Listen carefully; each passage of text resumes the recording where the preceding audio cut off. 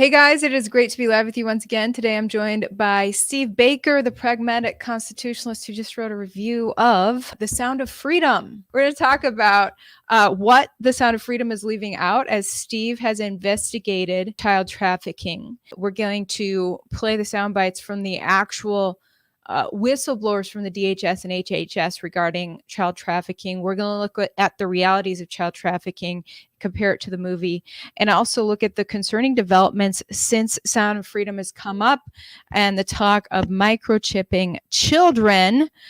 Steve, thanks so much for joining me. Hey, Ivory, it's been a while. Thanks for having me back. I know, right? Okay, so you wrote this blog post, which I'm going to bring up. Sound of Freedom, you said, is a far more restrained child trafficking story than you anticipated. Why is that? Well, Ivory, you as well or more than anybody knows that I spent some time down in your neck of the woods last year actually investigating a couple of different child trafficking stories. And it was something that I was not experienced with. It was something you talk about green, wet behind the ears, however you want to describe it. I got into something I had no idea I was getting into. So as the story that I was working on then began to develop, the first thing that I did was I started contacting some experts in that field.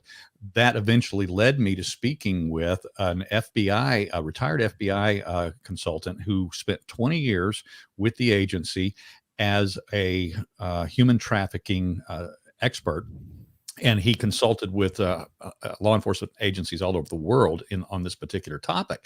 So he's retired now, so I don't use his name because he's actually doing this same thing in private practice now, going and helping not only rescue, but also then providing counseling services and trauma-related recovery services for human trafficking victims. And as you know, those guys don't want their name on an airwave, and they don't want their face to be plastered around because it's a very dangerous operation because so much of this is cartel related. So I've spent several hours with him, and in that time, just basically learning about what this really was and what I had gotten myself into. And one of the things, I'll just give you an example. When I say that this was a much more restrained telling of the child trafficking story, I don't mean that it should have had more gratuitous violence. That's not what I mean at all. And some people that have read this article lashed back out at me, said, no, it was exactly perfect. And I did say in the article, I'm not being critical, because the tenor of this movie makes it more accessible to a much larger group of people. But if I'm being perfectly honest, just as for instance, when those kids were rounded up in the movie and they were put into that shipping container, you may remember that scene.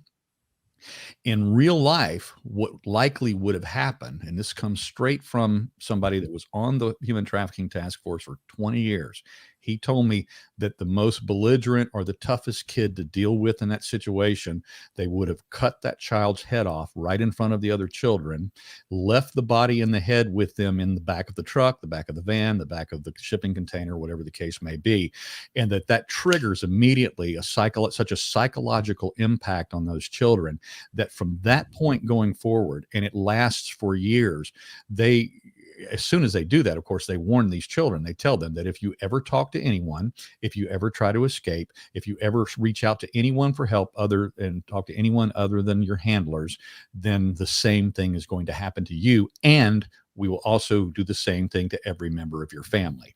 So that's what they see. That's what they experience. And as young children, that snaps them into a completely different state of mind, to where they believe it because they saw it with their own eyes right in front of them.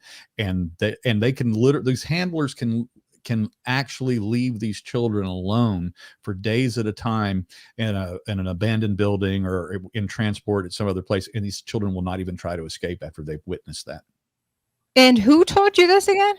This is a specialist FBI agent, 20 years human trafficking task force. And also now he's in the private practice of providing rescue and services for trauma victims of human trafficking.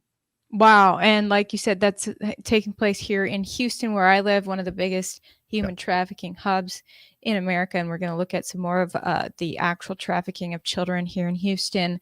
in just, okay, I want to show you guys, what you're describing with human trafficking. I wanted to show you guys my interview with the DHS and HHS whistleblowers who came to Project Veritas to tell their stories. Project Veritas went ahead and went with undercover cameras, getting the government data from the whistleblowers. They found the addresses of the people who were picking these kids up because, as we know, hundreds of thousands of unaccompanied minors cross the southern border of the United States into the U.S. It is just anonymous children. And when they get picked up by DHS and then taken care of by HHS and the Office of Refugee Resettlement, there are people who can apply to be hosts.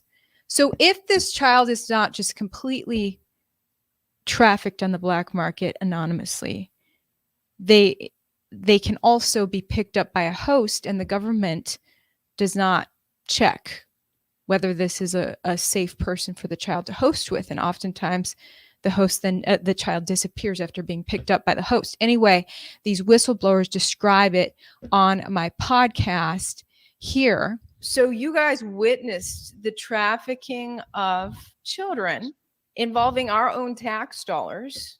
And Project Veritas followed up on this for 9 months. Scores of addresses the whistleblower shared from case files she worked on. What we found was shocking.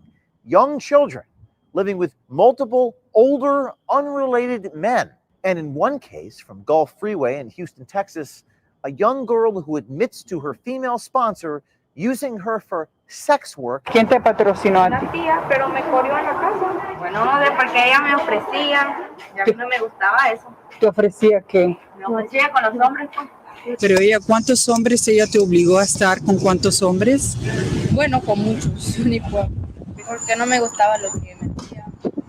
Me obligaban. ¿Ella de verdad era tu tía o fue alguien que se... Dice que ella me conocía desde chiquita, pero yo no la conocía. We all believed that the Unaccompanied Children program was a family reunification program. I believed that I was going to be sending children to be with their families. Realizing that they were going to traffickers, I was just totally stunned.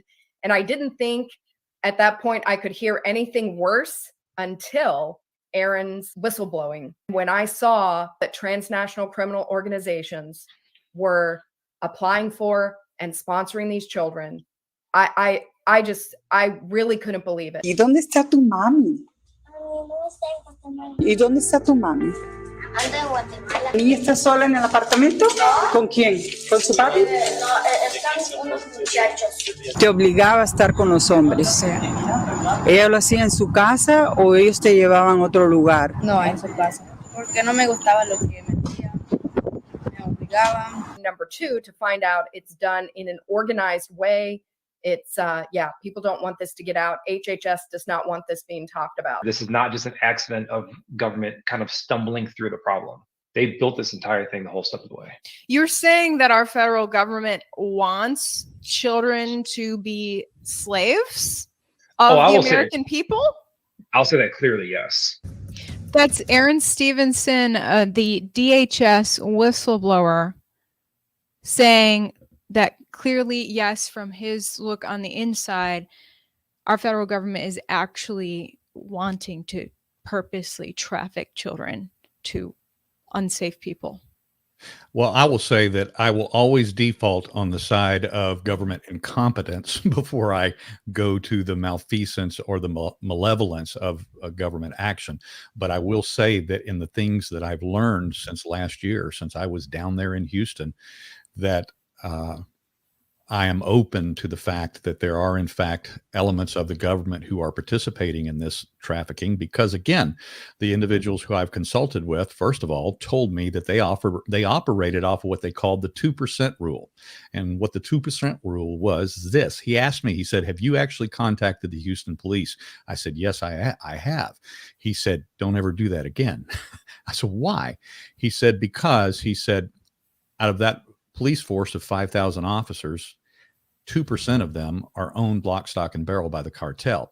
And he said that's true of every single agency up the chain. He said that's true all the way up to the field offices down in South Texas in the FBI and the other government agencies, that you can anticipate that 2% of those who are working actively in those agencies or in those police departments are in fact co-opted by the cartels. He said, so when you're making a phone call randomly to someone you don't know, and you think you're calling for help, and you think you're calling the right department to get the kind of help you may need for a given situation, he said you're playing Russian roulette. You're putting a gun to your head and you're spinning the chamber and you're waiting to see what happens.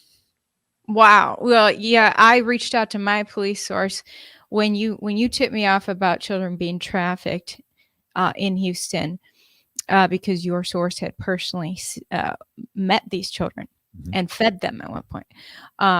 So I reached my police contact, and he was clueless about it, and he connected me with the officer who patrolled that area, who was also clueless. And anyway, apparently the children had already been trafficked through by the time anyone got there.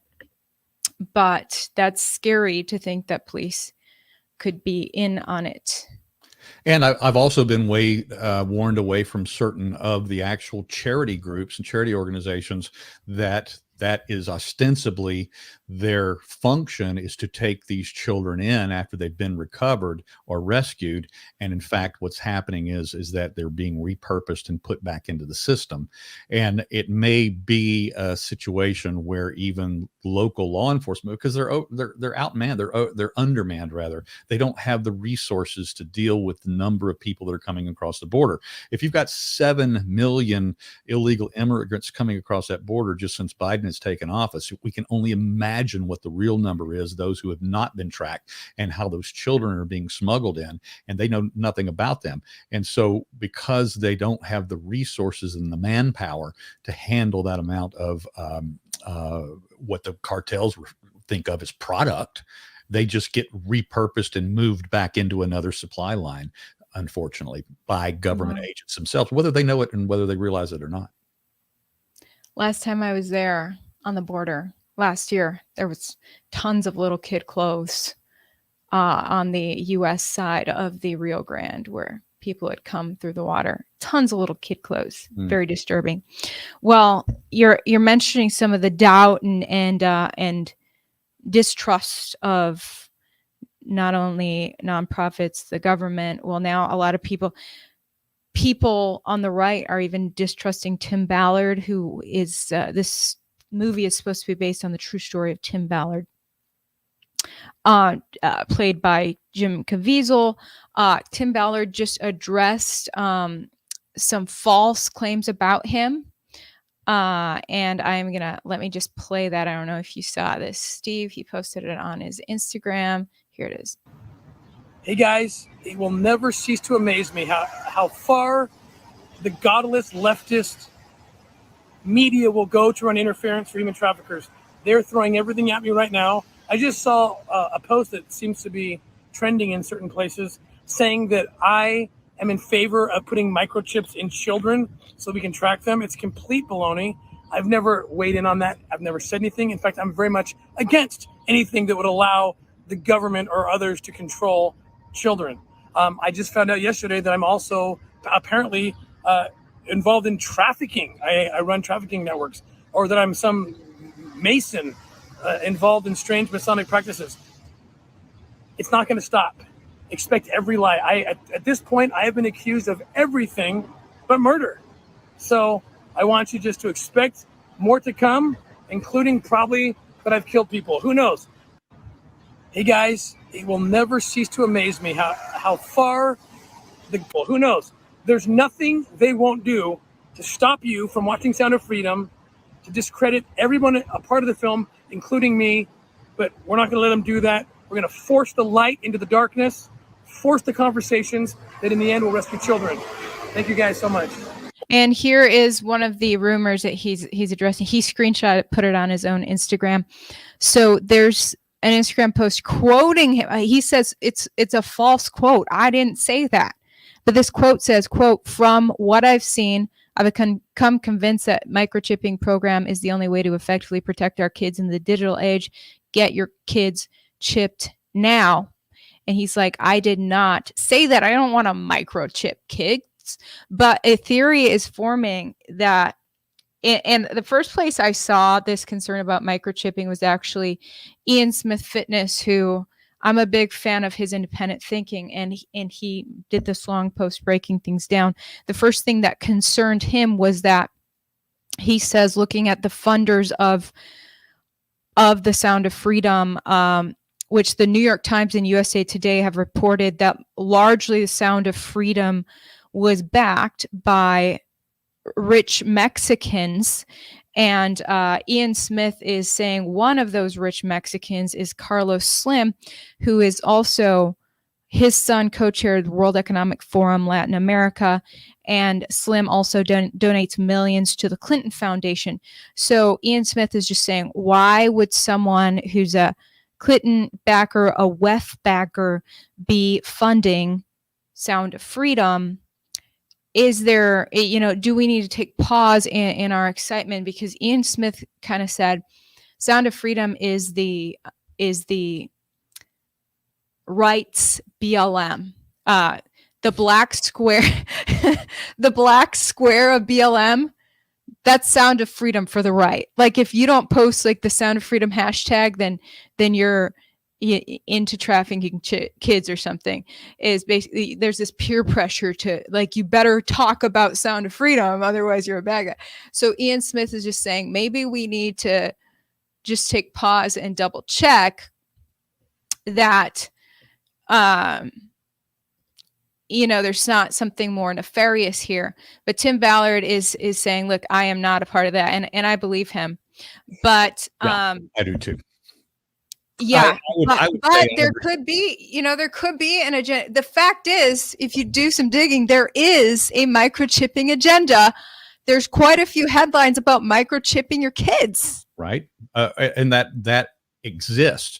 But what we need to hit the pause button on is, first of all, realize that a film of this type that's having the impact that it's having in America today is going to be attacked, not from the forces of light. It's going to be attacked by the forces of darkness, and that's who's attacking this film. Now, let's just entertain for a moment that Carlos Slim and some others, rich Mexicans, financed this film. Remember that this film was made 5 years ago, which means that it was in the financing process 6, 7, probably 8 years ago. And Caviezel is a bankable star. The co-star, Mira Sorvino, she's an Academy Award winner. People that finance films for investment purposes, and all kinds of groups do that. Good, bad, the ugly. They all finance films for investment purposes, and they see a film that's bankable and they put money into it. And then it got shelved by Disney when Disney bought Fox, and they shelved that movie, and it sat, collecting dust for several years until Angel Studios picked it up. And so people have to hit the pause button when these conspiracy things start hitting like this. The people that I don't know Ballard, but the people that I know Ballard are all shaking their head going, not a chance. This is an attack. And this is meant to bring down the viability of the message that this film is portraying. And even if it was, let's just go to the next level. And let's say that Ballard is a total fraud. And let's just say he made this entire thing up. I will tell you that if he did, the message of the film remains accurate. And right. Well, that's my whole point of having you on to describe what you've witnessed on the ground as an independent journalist, having the whistleblowers on to describe what they've seen inside of DHS and HHS. Yes. Trafficking is really happening. And that's why it's pretty stunning, the nasty articles like from Rolling Stone. Sound of Freedom is a superhero movie for dads with brain worms. I read that whole article. It's just like the most venom-filled article. The guy who wrote this, Miles Klee, absolutely despises any fan of the Sound of Freedom. And you have to ask, what is his motivation? What in his mind and his heart is so opposed to what is rather, as I said, it's a rather it's a rather soft sell portrayal of the child trafficking industry, and it certainly is not as hard hitting as I would go to see. And I would go see an R-rated version of this, not for the titillation or the porn or anything else, or for gratuitous violence, because I can handle it. I can handle something that's more hard hitting on this particular subject, having basically witnessed some of it myself.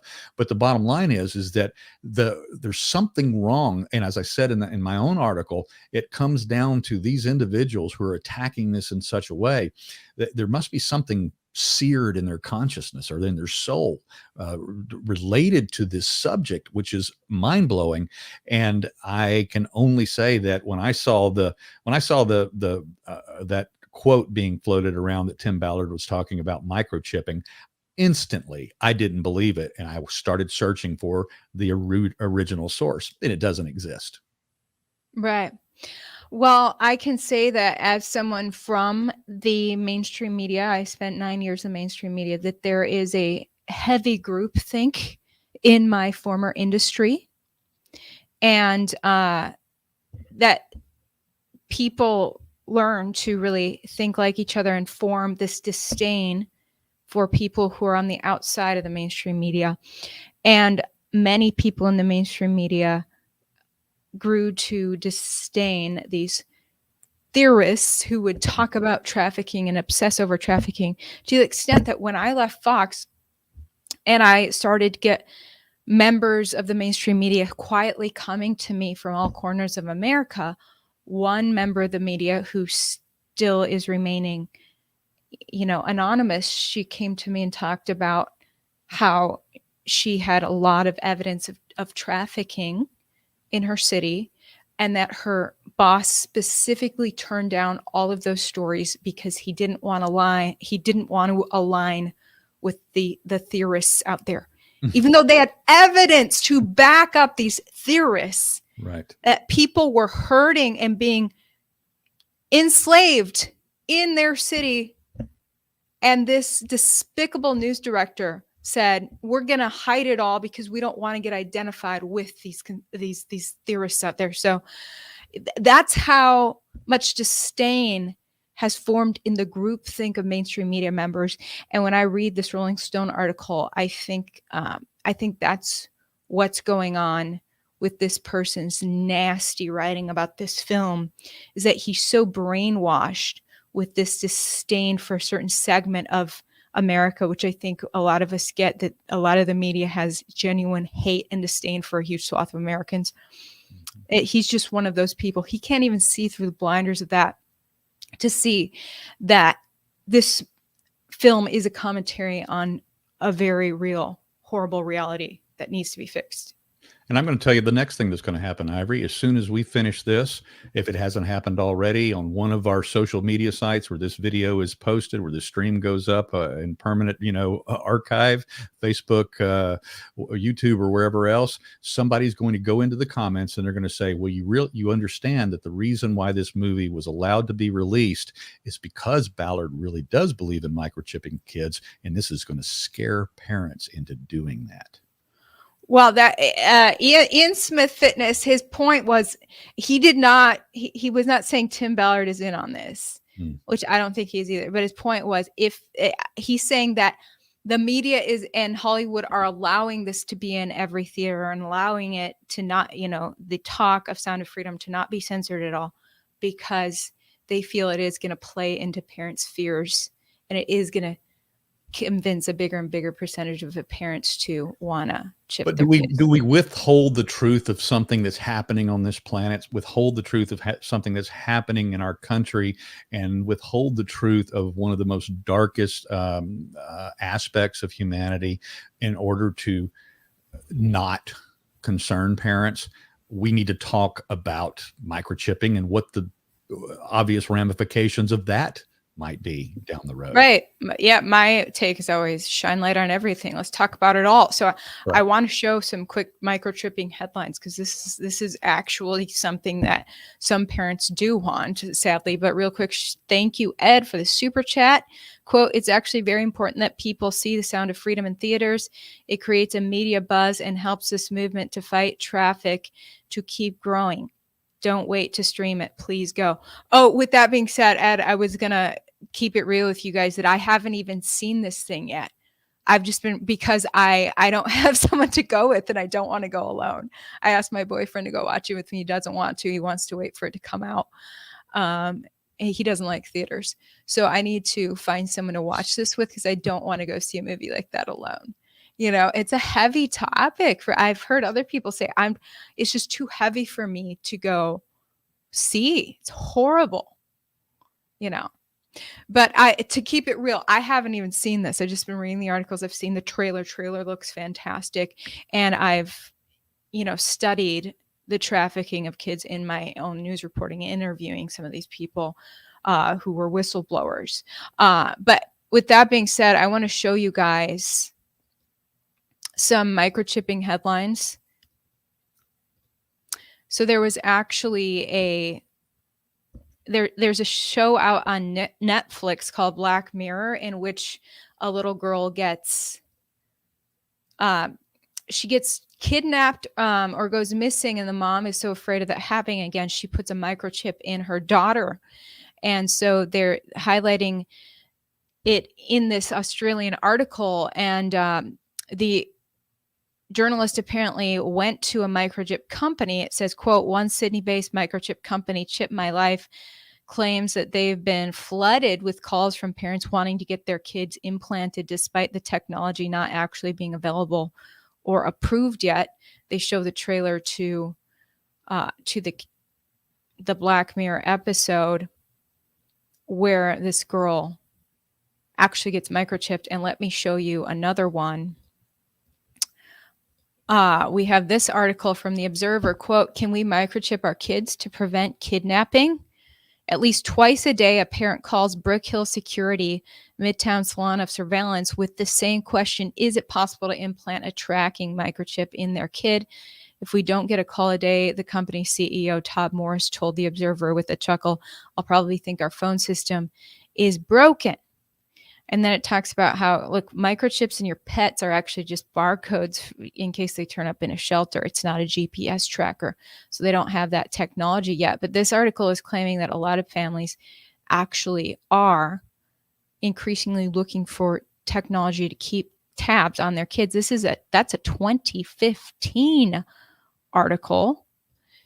We have a more recent article pushing microchipping for disabled kids. Would you be willing to microchip your special needs loved one? Is microchipping the next best technology for those with special needs? Let's explore this a bit.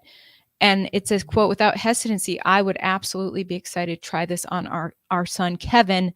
The journalist writes, the journalist is advocating to chip his son.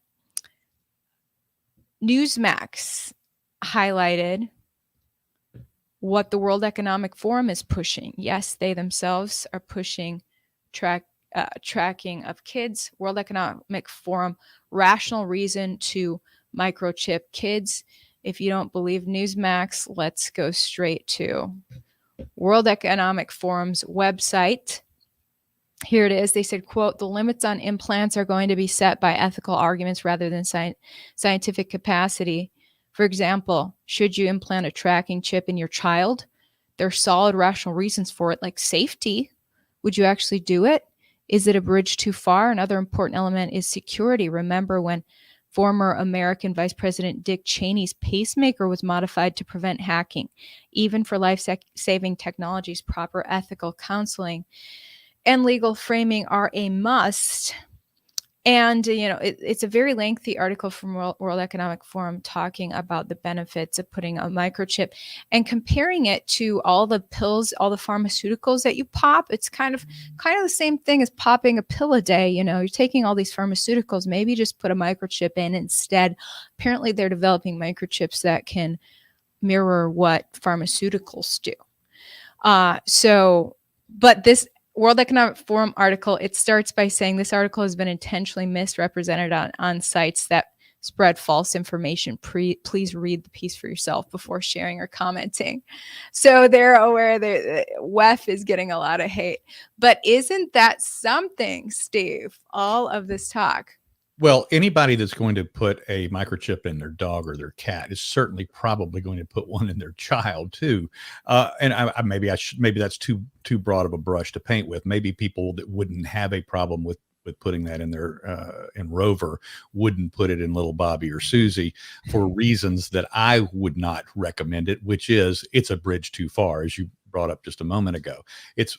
Because even though they don't have necessarily the tracking technologies there's so many other things that are under development right now related to microchipping in terms of pharmaceutical uses, the delivery of medicines, monitoring of health systems, things of that nature. People that have, for instance, like spinal implants because that helps them with their neuropathy. They can't hold jobs in the security business or in intelligence unless they have, like Dick Cheney's was specially tuned, his heart, his pacemaker, because they can be monitored, and certain people that have bad intent can do bad things with those technologies. And so the bottom line for microchipping for me is, I don't usually go very religious or spiritual here, but I've read that book where it says that no man would buy or sell unless he has the mark. And the Bible? Absolutely. And that frightens me because it seems to be a rather accurate depiction and prediction and prophecy of where we seem to finally be today, because the technologies to create that system, whether it's digital banking, digital dollar, or a chip that we can just wave over the scanner. Why carry a credit card? Why carry an ID? Why carry a driver's license? Why carry any of that if we can just simply wave our hand over a scanner and we never have to worry about losing anything again? Right. It is scary. It's a matter of convenience, and that's how they're going to sell it. They're going to sell it on fear. And of course, obviously for children, that's the biggest, that is the greatest fear for any of us who have had children, is that child disappearing or being taken or being kidnapped. There's no greater fear that any of us who have had children and they got out of our eyesight for a little too long before we started thinking those kind of thoughts. And then, of course, you go through an experience like that, and it would be easy to yield to the next company that comes out and says, okay, now this particular chip, now this one has GPS, so now we can track your child. Right. Oh, Yeah. So just don't allow fear from this movie to allow you to do something stupid to protect your kid. Everyone who's watching. Ed, thanks again for the super chat. Trump is hosting the screening of Sound of Freedom on July 19th. I didn't realize that. That's tomorrow. Oh, wow. All right. So apparently Trump is a fan of it as well. I did see another post where he shared Sound of Freedom. Interesting times. Yeah, I think the Book of Revelation, didn't it talk about a mark on or something on your forehead and your right hand, or your right hand? So yeah. Either way, I don't care if they try to put it in my shoulder. I'm saying no. It's just that, remember when they would read our foreheads? I don't know if you, during the pandemic, when they would put a gun up to my forehead, which was always very disturbing to read my temperature at some venues. We all had a gun to our head. Well, thank you so much, Steve, for your insight. Guys, if you want to see more of Steve's insight on this and other topics as an independent journalist, the link to his blog is down in my description. What's the website, Steve? Just go to @TPC4USA or on Twitter. TPC4USA.com. That's okay. It. You can find me on Twitter, Facebook, locals, and wherever else you need to find me, just TPC4USA. Okay, awesome. Thanks, Steve. Great having you on. Thanks, everyone, for tuning in, and we'll see you next time.